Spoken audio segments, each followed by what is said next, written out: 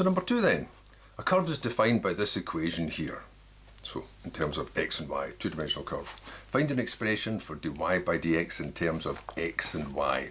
So that's what's called an implicit equation, because it doesn't explicitly say y equals, it's all jumbled up. But remembering that y is a function of x. So differentiating that with respect to x would be, well, 2 of whatever to the power 2 would become 4 of whatever that inner function there is, y to the power 1, multiplied by the derivative of that y, which is dy by dx. This is a product. Derivative of 4x is 4. Leave the second bit alone. Now leave the first part alone, and the derivative of e to the anything is e to the anything, multiplied by the derivative of that part, which would be 2 dy by dx. And that whole thing would then come to differentiate that 3.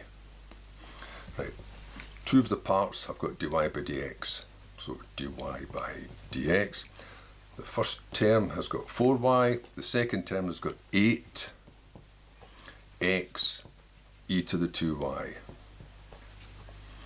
And then there's separately, I think I'll just put this one over, it's only the one term, 3 and minus this little lone term here, e to the 2y. So you're almost there. Now it's just dy by dx equals 3 minus 4 e to the 2y all over this bottom one, 4y plus 8x e to the 2y.